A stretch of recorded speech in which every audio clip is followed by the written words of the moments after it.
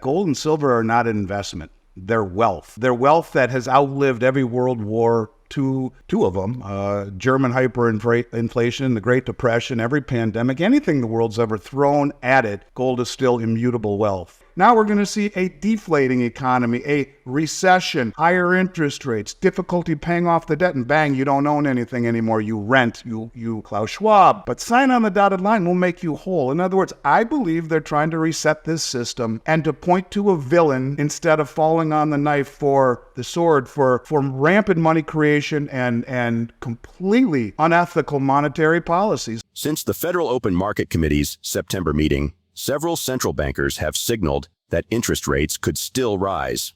Recent volatility in the bond market that pushed the 10-year Treasury yield to 5%, as noted by Jerome Powell, may have somewhat alleviated the Fed's responsibility, thus reducing the need for further monetary policy tightening. Year-over-year inflation remained at 3.7% in September, nearly double the Fed's 2% target. According to Bloomberg's latest poll, forecasters give a 55% chance of a recession occurring in the next 12 months. Given the prevailing economic uncertainty and circumstances, Andy Schectman believes that gold and silver aren't just investments. They represent enduring wealth that has withstood numerous economic challenges throughout history, including world wars, hyperinflation, and pandemics. He suggests the economy is moving toward a deflationary period, a recession, higher interest rates, and increased debt. In this scenario, traditional investments may depreciate, leaving individuals with little they can truly call their own. Moreover, Andy alludes to a deliberate effort to reset the financial system. He believes this involves pinpointing a scapegoat rather than acknowledging responsibility for excessive money creation and questionable monetary policies. Over the past 4 years, the United States has infused an unprecedented amount of money into its economy, leading to inflationary pressures. This strategy involves weaponizing the U.S. dollar as the world's reserve currency, which Andy finds concerning. The traditional support for the dollar's global dominance from Saudi Arabia is now uncertain due to its alignment with China and participation in the Belt and Road Initiative. Another significant development in the de-dollarization of the world economy is Saudi Arabia's shift toward selling oil in yuan.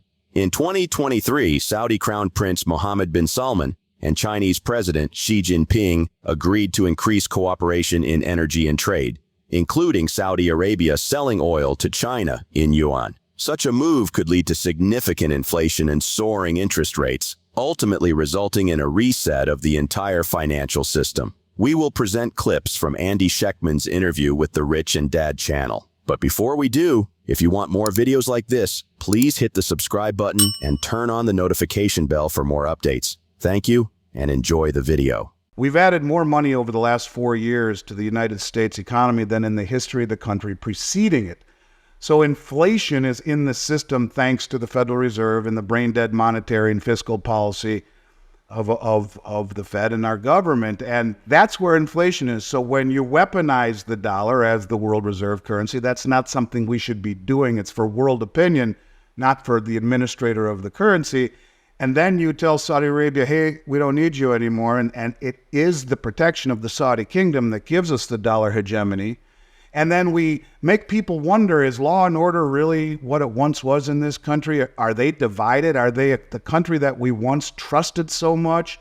All of these things come into play. And when you envision a period of time, perhaps, where Saudi Arabia stands on a stage with the rest of the OPEC countries, all of whom are on the Belt Road Initiative, the largest infrastructure project in human history that the United States is not part of. It's China's attempt to connect Asia, South America, Africa, and parts of Europe. 175 countries or so are on it. Represents 75% of human population, 50% of global GDP right now. That's not even talking about the BRICS or the Shanghai Cooperation Organization or any of these other groups that Saudi Arabia is part of. But the fact that all the OPEC countries are on the Belt Road, you could see a time where Saudi Arabia says, hey, thank you. We appreciate the 50 years of protection, but now we are with the BRICS. We are in the Shanghai Cooperation Organization, which is the largest regional military and financial organization in the world. We signed a protection agreement with Russia. We told the BRICS New Development Bank that we want in. And by the way, we told everyone in Davos we're open to taking new other currencies for oil. So if that happens and they say, you know what, we're not going to take dollars anymore because you guys are going green anyway, right? Bang, just like that. The whole world has incentive to dump dollars. And when the dollars get dumped and they hit our shore, creating a tsunami of inflation, the byproduct of that is interest rates that go to the moon.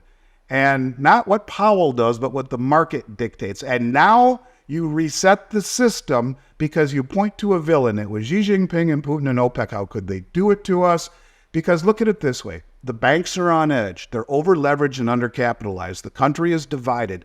We have more debt right now to the point where the largest amount of student debt ever, the largest amount of mortgage debt ever, the largest amount of household debt, 17 trillion ever, the largest amount of credit card debt ever, 1 trillion.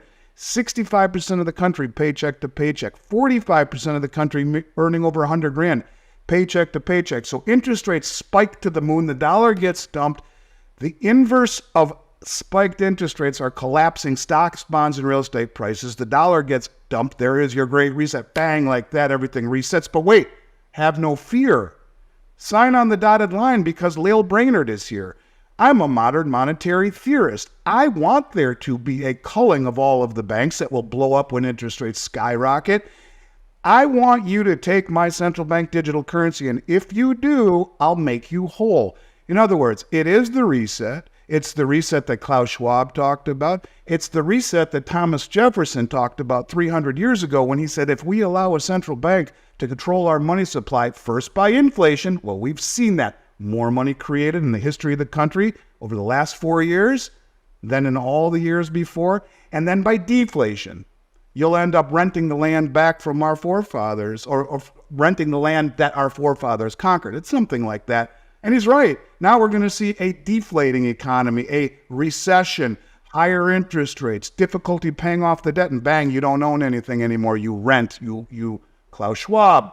But sign on the dotted line will make you whole. In other words, I believe they're trying to reset this system and to point to a villain instead of falling on the knife for the sword for rampant money creation and completely unethical monetary policies. Geopolitical tensions often have a significant impact on the performance of gold, a safe haven asset that investors flock to in times of uncertainty, instability, and geopolitical crises. Gold prices have surged by more than 8%, reaching a 9-week high of $1,985 an ounce since October 7th, coinciding with the decade-long clash between Israel and Palestine culminating in a war. Andy sees that gold and silver should be regarded as wealth rather than investments, citing historical parallels to how nobility in biblical times considered these precious metals immutable wealth. As an authorized reseller of the U.S. Mint, Andy notes that coin premiums have finally reached a level where he feels comfortable recommending them after years of discouraging purchases due to high prices. His top recommendations include 1-ounce gold eagles and 1-ounce silver eagles from the U.S. Mint. However, he also acknowledges that coins issued by major mints worldwide, including the US, Canada, Australia, Austria, South Africa, and the United Kingdom, are generally of high quality and can be considered on par with each other. Let's get back to the interview. I started this out by saying gold and silver are not investments, they're wealth, period. Go all the way back to biblical times. Kings, queens, emperors, pharaohs, everyone of nobility has owned gold as immutable wealth, not as an investment.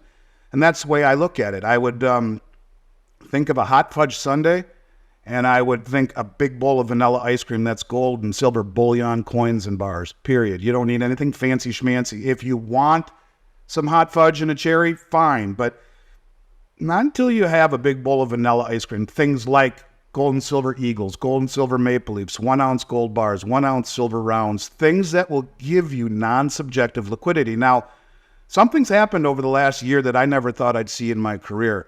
And that is, I'll name off a bunch of the states here: Alaska, Idaho, Texas, Nevada, Utah, Wyoming, Missouri, Kansas, Oklahoma, Arkansas, North Carolina, and a few others have passed legislation saying, you know what, this is a legal tender coin. And some of the states say only American made. Most say any sovereign mint coin issued by a government, mint past or present, would be considered legal tender within the state for all debts, public and private, including paying your property tax. Now, the law reads that it will be the value, the melt value plus any market premium. The U.S. Eagle has a $1 face value on the silver coin and a 50 on the gold. Obviously, neither are going to come into play when you're using them. But the fact that this has actually been passed and is now law in these states blew my mind. I kind of feel it's best to have 1-ounce coins made by the U.S. Mint if possible. And for the first time in almost 4 years, the premiums have come down to a level that I'm comfortable selling them. And I'm one of only 27 U.S. Mint authorized resellers in the world. I've told everyone for the last 3 years they're too expensive. Don't buy them.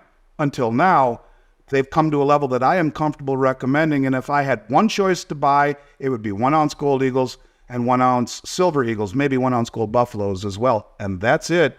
But anything issued by the 6 major mints of the world, U.S., Canada, Australia, Austria, South Africa, United Kingdom, it's as good as Pepsi, Coke, Sprite, 7-Up, Dr. Pepper, and A&W root beer.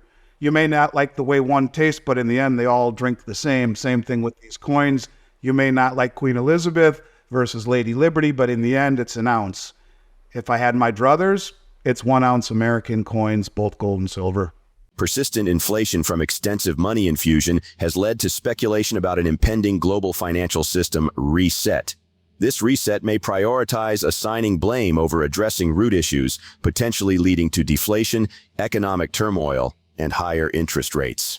Consequently, people are likely to favor assets like gold and silver, historically resilient in crises, as a means of safeguarding their wealth and financial security. What are your thoughts on the current economic landscape and the possibility of a financial system reset? Share your observations in the comments section below. Also, ensure you like this video, subscribe to the channel, and turn on post notifications for more videos like this. Thanks for watching.